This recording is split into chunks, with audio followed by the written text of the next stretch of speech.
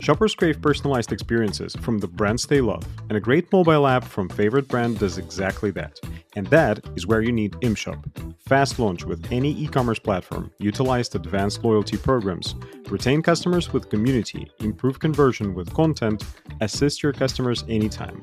Best thing about IMSHOP, you can launch a fully functional mobile app with all the benefits in just 6 to 8 weeks due to ready integrations. Join many retail leaders who already use IMSHOP. IMSHOP.AI, apps for e-commerce and retail. Hey, hello everybody, and welcome to the podcast. My name is Philip Lopkowski. I'm the host of the show, and today I have a wonderful guest for you, Abdul Adama, who is the head of e-commerce and digital for the brand called Laboratory SVR. Hey, hi Abdul. Hi there. Hi, Philip. Thank you very much for joining us today. And can you maybe give us a brief intro about yourself and the Laboratory SVR? Yes. So correction. I'm actually head of marketing. Head of e-commerce and digital for Laboratory SVR in the UK, not the brand in itself.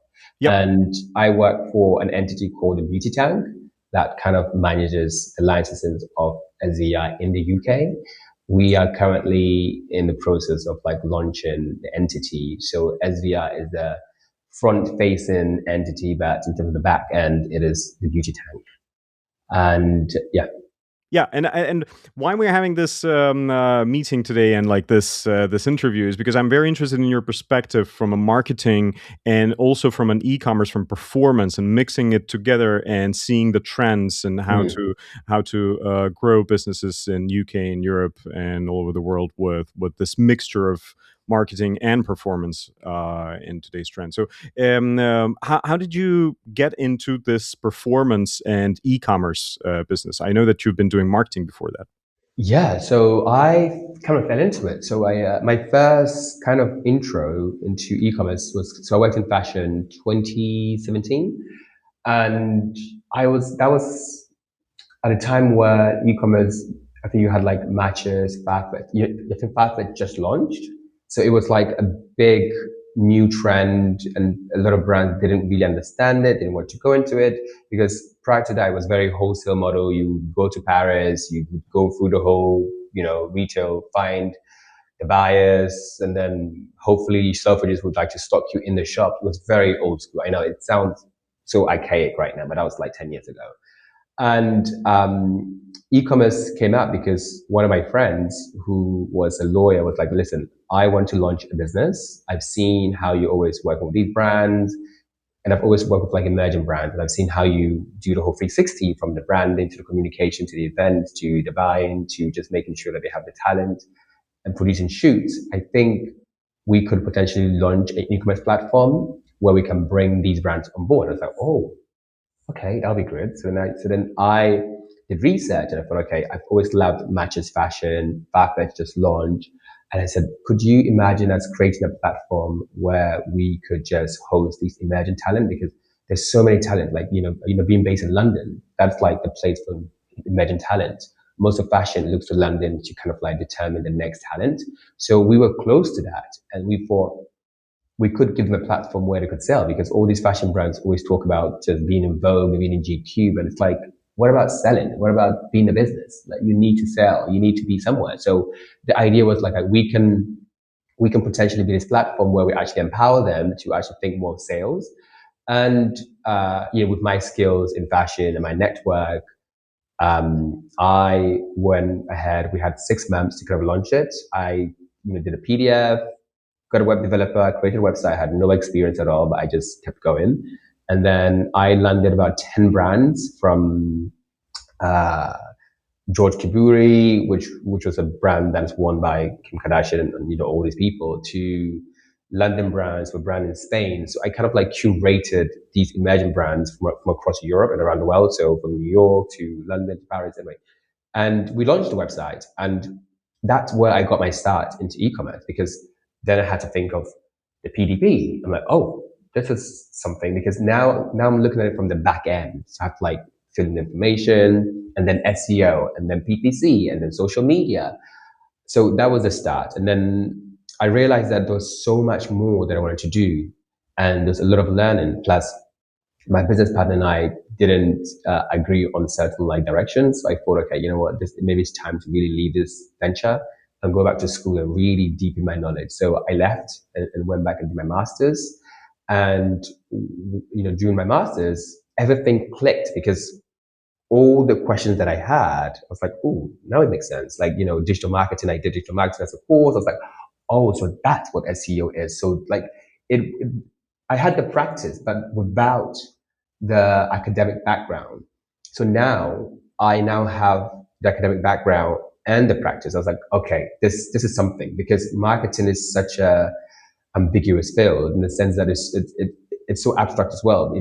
Sometimes it's about brands, sometimes it's about performance, but being able to merge the two, you've got data with e-commerce, and that's the power there. You've got data, you can make decisions. Like it's no longer, oh, I think this will work because I've got 10 years experience in XYZ and you can believe me. No, it's this is going to work because the data is showing that customers are liking this post. It might go against all the marketing philosophy, but it's working. So let's focus on this. It doesn't mean we should like discard this element that could work, but it's about priorities. So I was like, I love this field because it removes all the guesswork. And then after I graduated, I got a job at this. It's like a private equity that buys Amazon brands. So that was during COVID and this whole boom of like acquiring Amazon brands, Amazon sellers, and they needed brand managers. So I worked for one of those. So I literally got in there working on both brand and performance. So my role was a brand manager where I was given different categories from pet care to uh, pads to toys. It was a vast category. And I was like, okay, this is not fashion. But then I thought, actually, this is the time to really apply my knowledge and really work on something that is more commercially viable and is scalable. And it's Amazon. So I said, okay, I got stuck in there, applied my practice, and I realized that actually it is the same philosophy. You need a brand. A brand needs to start with the brand equity. You need that. The difference is the level of brand equity and how you apply and how important it is because some perceived value in some categories are more important versus the other. Like in pet care, the perceived value is very utilitarian. It's what it does. It's just, does it actually solve the problem? Whereas in luxury fashion, it's about the prestige of that. So there's a different degree to it, but you still have to do it. And then there's an element of the customers, how to reach them. So I learned a lot about reach, and I think this is where Amazon has a lot of credit. It is the biggest e-commerce platform in the world, and I think I got my start there. So I really understood the whole life cycle, the experience, the PDPs, the customer service, all of that, and also scalability. Going from UK, so I manage not just the UK, I manage UK EU5 they call it, so the UK, Germany, France, Spain, Italy, and then the US. So I couldn't do that in a fashion brand. Like I had access to all of these markets, selling the same product but to different people. So I was seeing a data point. Some SKUs would work really well here, and not. And like, okay, that's interesting. Why is that?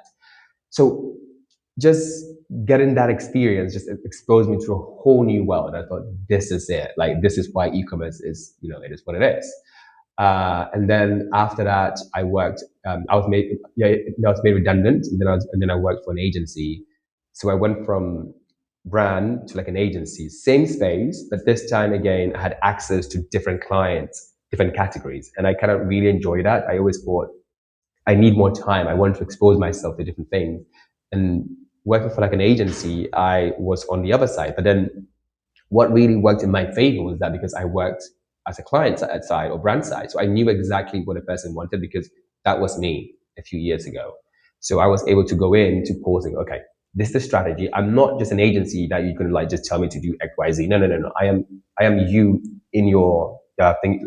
I'm like a partner to you. So when you give me a brief, I'm actually looking at it from, okay, if I'm the brand manager, this is what I'll do. And then I had the whole team. I think the blessing with an agency is you have specialists you can work with. So I had a whole team. We had a PPC specialist, a whole vertical that was just PPC, SEO, creative. So I didn't have to like do everything or try to outsource it. It was within the team, but then they had deep knowledge. So I would just come with a strategy and then go, okay, PPC, what do you think? Bring in your insights, SEO, and bring everyone to the table.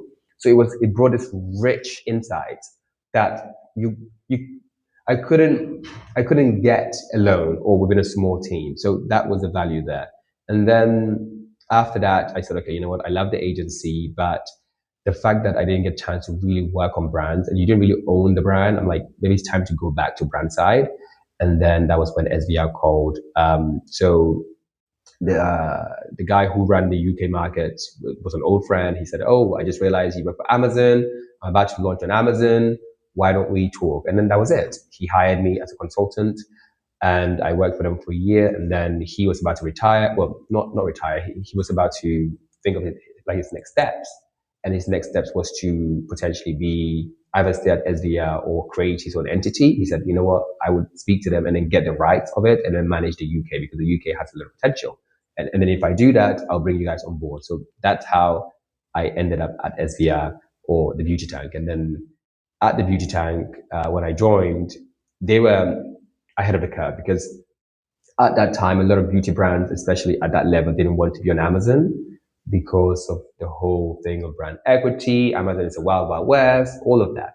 But he was a commercial guy. He was like, no, no, no, no, no, no. There's a lot of sales here. And then I completely agree.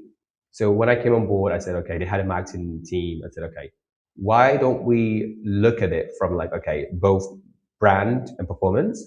Because you need to protect the brand equity. This is a global brand. It's not like a commodity where you just, a white label you just buy from China and then stick it out there. No, it's a global brand. You need to protect it. You know, we need to stick to the brand code, make sure we align with everything, but then change a few things. So I brought in a PPC specialist. Again, from my experience with the agency, I'm like, I need specialists. I cannot do this alone. I need to get specialists. I would like to use an agency, but I also know when not to use them because you don't really get the best. So I spent time recruiting a specialist, PPC for Amazon. He's probably the best hire I've ever done so far because he's still with us. And we worked on that process, development process, test learn, test learn. I got an SEO person, and then we had a marketing team that did more model communication, so the creatives, the storytelling. So I worked with them to develop all the pieces of content, and it just amplified. We went from doing 12K a month to now doing like almost 90K a month on the platform. Nice. So to me, it's like, it's a no-brainer. And, Amazon has been a great platform for us. We've loved it. It's always a challenge. There's always something to do. It's just keeping you on your toes. I did ads. I'm now doing DSP. But I think now the challenge for me is to make it more profitable. And that's the issue with Amazon. Mm. Amazon, it's a great revenue driver, but profitability, you would have to squeeze all your margins. I mean, everyone's working for like Bezos. So that's the kind of challenge there. And yeah. Nice. So we'll get to this in a second because I'm also very interested in this like margin play that everybody are struggling with the marketplaces these days, obviously. But I really love the twist of like being from a marketing background and then bringing this experience with the understanding of the brand to the e-commerce, to the pure commerce play. So tell me a little bit more about like, so marketplaces is looked at as great source of scale, but they some people are also saying that they limit your brand control and how to stay on Amazon, to keep selling on Amazon without diluting your brand equity. Like, what are the key learnings that you got from this experience? I think first of all, it's your philosophy of marketing. I think we need to. There's this idea that I think we focus too much on perceived value, which is brand equity. I get it. That's an element of it. But at the same time, the purpose of a brand, of an entity, is to survive, is to, bring in the cash, is in return on investment. That is the bottom line, you know. So like a marketplace, whether we like it or not, it's where people are going, customers are going. And our purpose is to be where the customers are.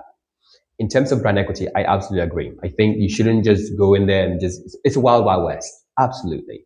But then this is the interesting task. And what's great about it is that you have to now challenge yourself. It's no longer the traditional marketing where you do 4 piece and all that stuff. You have to think of the platform as what it is. What is the value that that platform gives you? And how can I work with the platform? So it doesn't mean you have to change your brand identity or change the experience. No, you can still apply the same experience it just would not be as linear as what you have in your D2C. So the example being on Amazon is you have your PDP. You have your PDP, you've got the listing, you've got all of that, and they have the A plus content. Amazon is constantly changing. Yes, you might have other brands that might not align with you, but I think the consumer these days, I don't think a consumer is going to Amazon and thinking, um, I need, like, I'm thinking this brand is bad or good. I think they just want to get the product and then move on. If you stand out, you actually stand out more to the consumer. And I think this is where it adds value. So you can still create your brand equity. You can still make sure your branding is great. And that's what we actually do. The whole experience is basically seamless from the website to Amazon. It's similar. It's the same brand. So you have the tools to actually keep it the same. Where you don't have control, it's potentially resellers or the brands that they show next to you. But I think that's the website anyway. That's World Wide Web. Like it's not something that you can control. I think we need to stop worrying about things we cannot control and worry about things that we can control. And what we can control is the PDP. We can control the ads. We can control the copy, and that's it. So focus on that, and just let the customer decide what they want to do. Yeah, yeah, nice. So, what are your thoughts about like the content approach? Since we're talking about the PDP, Yeah. should your content approach be changed when you sell through Amazon versus when you're selling through DTC channels? It depends. I think Mm. I say depends because everything is content dependent. So Hmm. if you're selling a category that needs, so example would be I'll use TikTok because I've just started that. It's a whole platform. The way people communicate or the expectation of how people communicate on TikTok is different. They use love emojis, versus your website. Unless you're a brand that's used to doing that. But in our case, we're not. We're a clinical brand. We don't really use a lot of emojis on our website. But on TikTok, that's expected. That's what's native, to that platform. So we tweak it a little bit. Yeah. So yes and no. That's what I would say. Yeah. Yeah, but I think that makes a lot of sense that you should adapt to the rules of the platform because Exactly. otherwise, how could you expect a good conversion if people don't get it? Like you're Yeah. it's breaking out of the rules and of what people are expecting from this particular platform. And if on Amazon, I'm seeing more and more, like people are using infographics on the images. So they would put some infographics, they would put some I don't know, like numbers or like Hmm. some call to actions or something like this on the images. And there are Yeah. brands that would say, you know what, this is not us. Like we are too good for this, or like it's not our brand, or something like this. And this is a pure why I'm saying that I'm very interesting about this marketing plus e-commerce, because in e-commerce you would do everything for conversion. Like if That that is converts, true. that is it's good. true. If it No, converts, it's good. no, And no. then on the other side, like this, we're keeping the brand equity, we're keeping the brand clean and safe Mhm. and everything. Like, do you understand this? Like the duality Yeah, that I'm yeah. trying to get here. And I get that. But this is why I'm like, as I said to you earlier, I'm in this interesting position where I've been so lucky to have both sides. So Mm-mm. I don't believe in the performance ninja, just like, let's conversions. No. Mm-hmm. At the end of the day, brand equity matters because brand equity is the difference between you charging that price versus that price. You need to maintain it. So it's more long term and something that that's hard to measure, but you need it because it impacts your bottom line.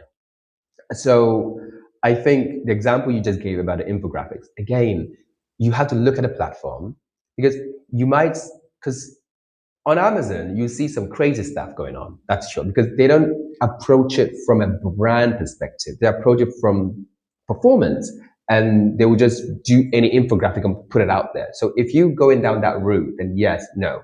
But you can still take elements of that. So for example, the infographic. The reason why you do it because people can absorb information quicker. You can adapt it to fit with your brand guidelines. So don't dismiss it completely. You can adapt it. That's what I would say. Yeah. Yeah, yeah, 100%. Okay, and so in beauty market specifically, like, what are the major shifts in that you're seeing in customer discovery step of the funnel? Like how do you mentioned TikTok, for example, like Mm. what are the instruments that you're using to make sure that people are discovering your brand these days? Social commerce is the thing. So I just launched TikTok for us last year, and it came about because Amazon, as much as I love Amazon, I'm working for like Bezos, and I'm like, okay, I need to find another channel. Our D2C is great, but it needs a lot of investment. And I take this philosophy that we need to make money before we spend money. So I need to get the money and then bring it back to D2C. So right now I need to find channels that I can quickly have like a quick win. And I don't know, I was reading an article about TikTok, so that I was, oh, interesting. Also, for us as well, we need content to advertise on Amazon and also D2C. And I thought, okay, this platform is offering all of this in one. It's a little bit messy. It's a little bit, not that great. And then I just went to it, and I what I learned is how people discover product, because I don't know, because in England we have this thing called Avon ladies, or maybe don't say ladies because that's quite gender specific, but Avon is this, uh, what is it? It's like, I think it's like an it's a book. MLM. It's like those, what do they call it? It's like a printed catalog, right? Exactly. Yes. Yes. And then they Yeah, come to your door. Yeah. So I call them the Avon ladies, or the Avon people, because they come to your door. They have a vested interest. They bring the book to you. They tell you a little bit about the thing, and then you buy. That is TikTok. Like, these guys are sellers. They, they they get samples. They talk about the samples and they promote it for you. I mean, and it's authentic. It's not the brand. It's like this middle person. They're working with the brand, but it's authentic. And I think people want that these days. Like, especially in beauty, it's about reviews. It's about how you've used it. When I'm talking to the customer from like a marketing perspective, it's very top down. It's very clinical. We are the experts, and we're gonna tell you this. And I've always thought nothing converts more than a great testimony. Like, that's what it is. Like, it's about how did this solve your problem? And I think that's what they're doing. So that's the trend. And I thought, okay, this is great. And it's doing really well. Like, since going on TikTok, we've seen like a halo effect, because these people are constantly churning, like content. So that, to me, social commerce has been the biggest trend for us in terms of beauty, to kind of like find the brand and convert. And I think Amazon also was one, but I think Amazon is now the norm. So that would be the only trend that I would say that's what I'm really focusing on, to really harness that and understand how to tame this beast called TikTok. Nice. So you highlighted the importance of the bottom line. So that's of course obvious, and for any business, either that's the startup or already like a grown up business, it's the most important thing. And talking about the ROI of the platforms and the instruments that you're using, how would you rate the instruments that brands can use these days to make sales in terms of return on the investment in the instrument? I mean, like, Amazon versus TikTok versus DTC versus Shopify, etc., etc. That's a tough one, because again, I I take, I guess this is because of my kind of like stoic philosophy in life, in that you have to just take things as they are. You don't try to control things. So that's how I approach marketing as well. So, for example, Amazon, it's not going to be profitable. Well, it can be, but I'm not going there to make the biggest profit margins. But it's a revenue generate. It is where I want to scale. That's Amazon. D2C is profitable, but sometimes it costs a lot to drive the traffic in. But once they're in, there's a whole CRM process where you can, hire average order values, they get you with the brand, there's a brand storytelling there, there's consistency. I really get to capture them. That's that. Sephora, or any of those e-retailers, again, they sit in the middle, but they're more like a positioning signal, I would say, because being in Sephora goes, oh, it takes a market credibility, you know. Um, and then TikTok, social commerce, is also a hybrid in the sense that profitability and commerce and also content. Because again, I go back, I use a TikTok. TikTok is this thing where, yes, it might not be as profitable as D2C or other channels, but the content I get from that, I can use that across all those channels. So, if I was going to pay for that, that's a lot. So it's saving me the margin spend. So I tend to look at it based on my needs and what is the focus within that quarter. Profitability is always a focus. That's never not a focus. Revenue is always a focus. That's never not a focus. But it's about which one is a priority at this stage, because we need to get first lay the foundation and then work on the margins. It doesn't mean I'm working on like a deficit. No, I always take a sustainable approach, which is I have like a base margin that I start with. Like I can't go below that. And it's always above the break even, because I believe in just having some kind of like room. And then once I like establish that and I, work on the process for like revenue driving, I then work on profitability. So then I then switch. So it's about taking turns to making sure that I kind of work based on the channel to kind of fit what the needs are in terms of revenue and profitability. Yeah, that makes a lot of sense. In terms of you mentioned Sephora and of course Amazon and other like e-retailers and partners. Retail media becomes more and more important Mm, in our P&Ls these days, yeah. and like it's eating up the top line, the bottom line, and everything. Yeah, where do you place it in your strategy? How important is retail media compared to like the traffic that you can generate yourself through TikTok and your social media? Um, uh, where do you place retail media in this scenario? Sorry, I think the network is really it's breaking up now. Yeah, can you repeat that, please? Oh, sorry. So where retail media is eating up a lot of the bottom line these days in our P&Ls, and like, where would you place this in your like strategy compared to the traffic that you can generate yourself through social media, through TikTok?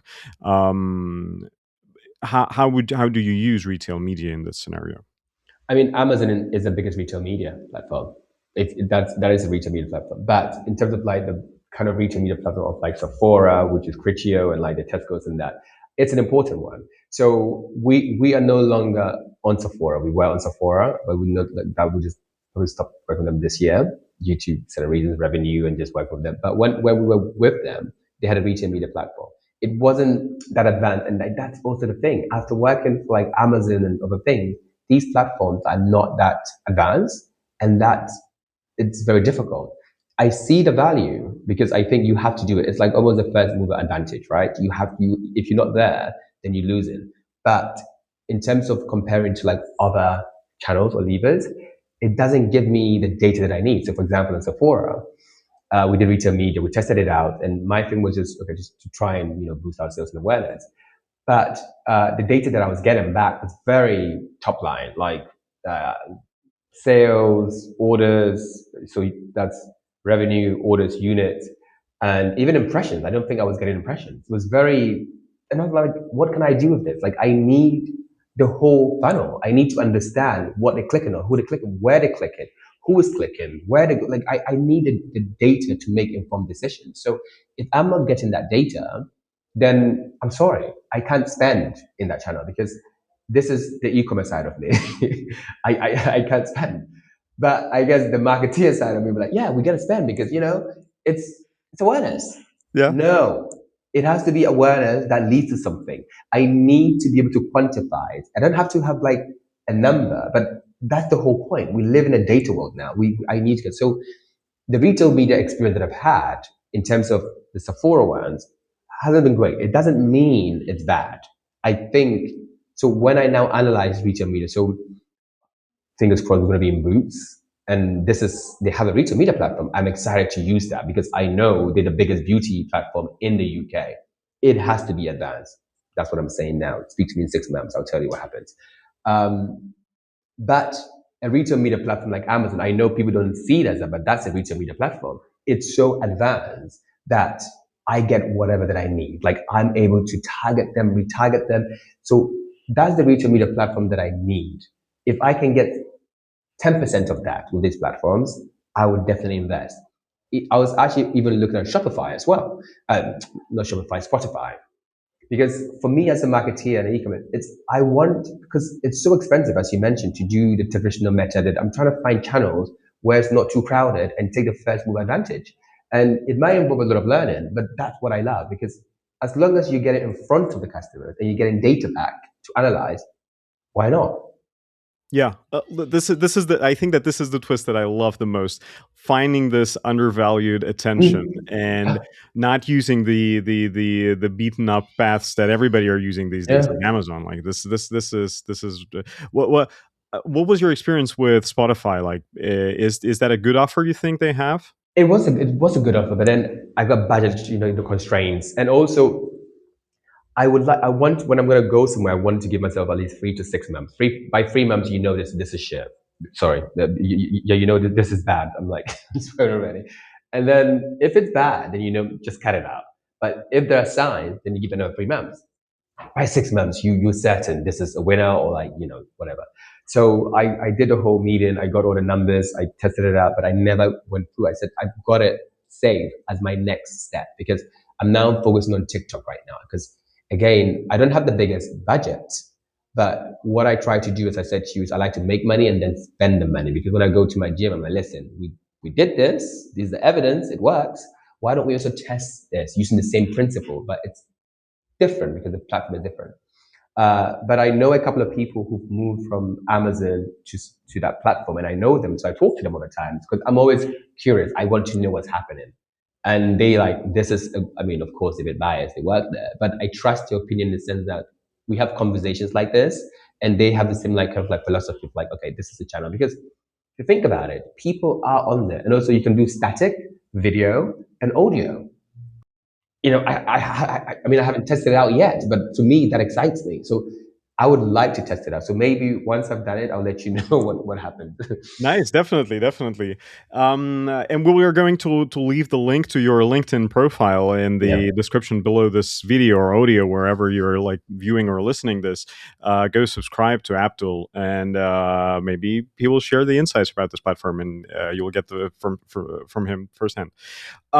You said about direct to consumer having the advantage of the CRM, direct communication, retention with your Mm. customer. Um, where is this in your strategy? Is that the end game? Like, okay, we're selling everywhere we can, but then the end game is we're creating the core of our audience. Because I also heard like a lot of this from different brands. Like, do you Mm. have that kind of strategy? Yeah. So internally, we have different stakeholders. So we kind of, even though I manage e-commerce and that, but we have stakeholders. So always have internal conversations because I have a marketing director who has like a lot of product communication experience. We have a creative director who comes from that, and then we have a GM. So we like to bring in all those insights and then talk about it. Even though this is my field, I present the case and go, okay, what do you think? And currently, I'm like, this is a growth lever. This is something that we need to make because we've got them in. The flows can be optimized to bring them in and increase average order value. And even if we have like a new launch, we can create a segment for just like testers where we can just like test things out with them because we know them. So to me, it's the strategy is to build this engine to be where we have like direct access to consumers, where it's not just one way. It is co-creation in the sense that we can speak to them and ask them, what do you need? Yes, we work for brands in the sense that we don't have a lot of like R&D power, but we can pass on information. But I'm talking more about experience, what their needs are, how do they shop, where do they shop, why are they shopping, why aren't they shopping? Like things that help me understand the conversion path. So that's that. So CRM is really big, and I've been having interviews actually, ironically now the last few months, like because I like to start getting the insight before I take action. So this has been on my path to like really optimize for Q3, Q4. By that I mean we have the traditional bits like the flow, but I don't have this the resources or the power, the manpower or woman power to pay attention to because it's like PPC, it's like SEO. You need to focus on it and work on it. So for me, it is a growth engine. It's more a growth engine for co-creation of value between us and the consumers, and also to kind of like upsell. Yeah. Yeah. I will send you a couple of links of the interviews that we had on this podcast Okay. previously, like with one supplement brand from UK called Friend Authority, and another one, the equestrian brand. So what they made is they made a mobile app with a community inside of it. Oh wow. So can you imagine a commercial mobile app where people are checking in 40 times a day. And I was just shocked when this equestrian brand called Lemieux. Sean Lucklin is the guy who's the head of e-commerce there. So, if dear viewers and listeners, if you haven't checked it out before, just go see the history of the channel. They're very exciting, and like this second supplement brand, they did the same thing. They made like a dating thing inside the app, That's and the amazing. podcasts inside the app and everything, and people are coming in to the app, checking in. And I think that for the beauty industry, of course, I can easily imagine, like men and women returning to the mobile app just to get their insights into the routines Mm. and everything. And so, I and just I think that this is a very interesting development of this trend, and I'm seeing this more and more in the interviews, that people are creating those Ah. social medias of their own, like inside the brand universe, like their own social media. It's very interesting. This is thanks for the insight because it's got my mind thinking now, Yeah. and I think the word is community. I've always said to the marketing team, I think now the currency for any brand is content and community. Like you need these two, and to be able to have this community in your own data flat, I think that's incredible, because consumers want to talk to each other and not just you. Like so, I think if you can by creating that app, that's brilliant. That's I This is back to what you said before. Like the best sales pitch is basically a review from other customers who says that, well, it yeah, worked for me, right? yeah, And so this is what sells. So this is why a lot of CRO, like geeks, are moving this ratings and reviews up in the PDP to. There's a lot. yeah. This we're not going into this one. We're not That's going the to whole thing. that deep in this podcast. No. But there are a lot of conversations about this. Should Yeah, you do it there? Somebody has an increased conversion, somebody's declining. But definitely the community element is really, really interesting, because social media today is not social media anymore. It's where you noise. get like it's yeah, it's where you get those what's the right word here? Like entertainment media, basically, right? Not social media anymore. Like, it's not about who you follow, it's about what the Yeah, algorithm keeps on giving you. that is And true. creating this social element in the brand universe, it's super valuable, and people are searching for it.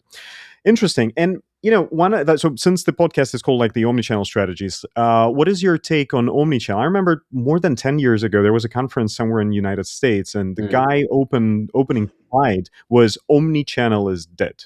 Oh, good God. Yeah, All right.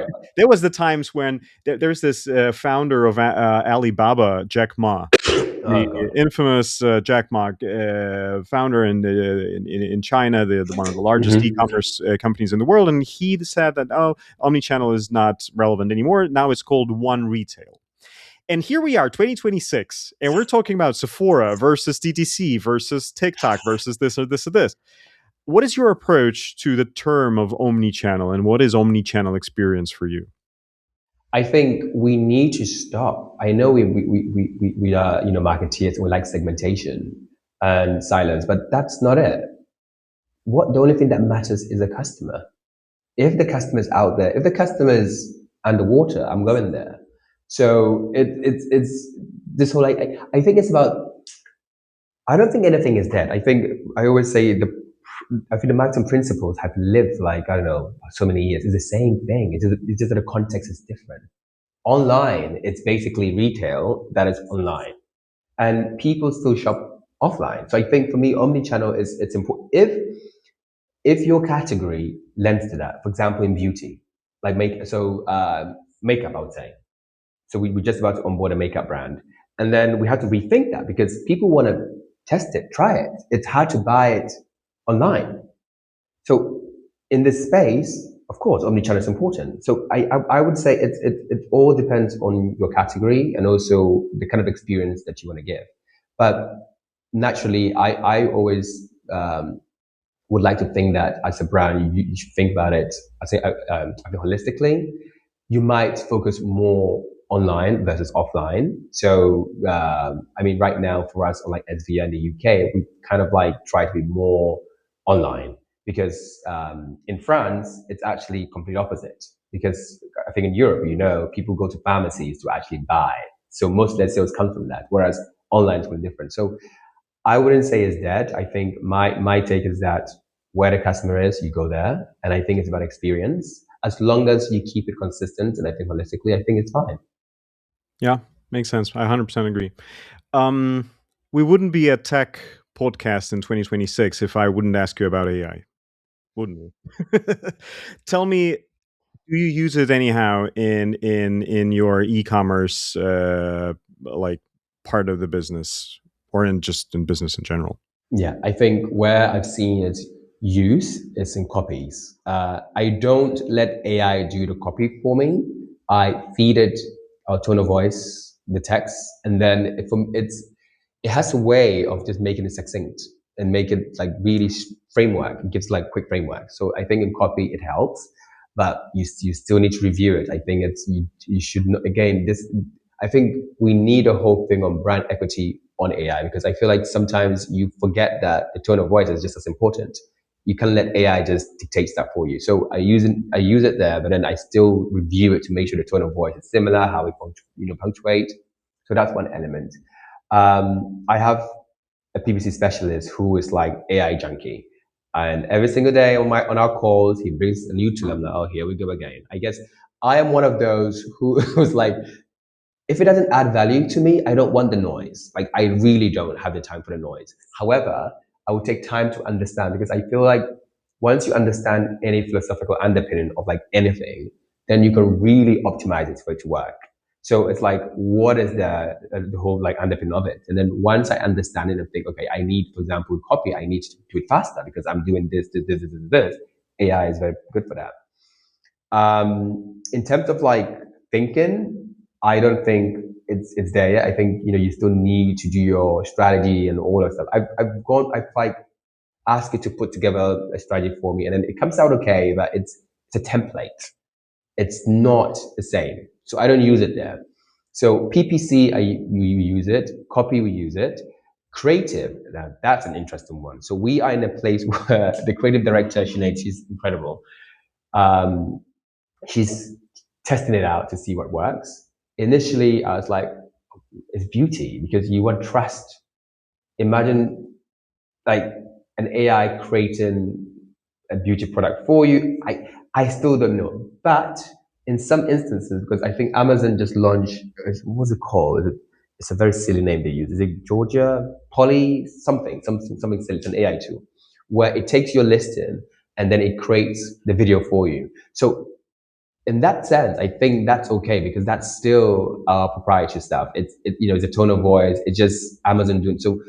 We are still testing it from the creative side. It's a little bit touchy because we want to stay authentic and communicate what is true to the brand and true to the consumer. But at the same time, I think the speed and the scale of AI is quite um, of added value. So that's kind of our philosophy there. Yeah, yeah, 100% agree, and it's very interesting. And I can tell you that how I'm so of course we're using it to generate some content as well. But it's very interesting how Claude is developing. With you can give it a CRO, user experience and Okay. interface kind of like prompt, and you can ask it to generate prompt first thing, and then you take the prompt that is generated, actually, because no, like let's be honest, like who is spending half an hour on a prompt? Nobody, right? No, no, yeah, You're using the audio, you're using the voice yeah. thing, and then you're asking it to generate the prompt, and then you feed it the prompt back. Yeah. But it's actually quite good in making the user experience kind of audit of the PDP, of the PLP, and That's good things like one. this. And you can Mm. ask, like, go and check all of the competitors, and or just give it the links to the competitors and ask it to make the comparison. So it's interesting how it is developing, and I think that particularly with Claude, it's pretty recent development. But guys, almost an hour like breezed very very fast here, because I think that it was a very very interesting conversation. Abdul, thank you very very much. As I just said, we're going to leave the link to your LinkedIn in the description below to this video. Go and subscribe to Abdul, and thank you very much for sharing all of these insights. No, It's thanks super, for having super. me. Thank you for having me. And I've learned a lot as well. Two things: community app, and also use Mm. Claude for optimization. So thank you. Yeah. So that's the whole point of this thing, and I hope that our viewers and listeners also learn something. Let us know in the comments below. Hit the like button if you like what you've seen today. Subscribe to the channel.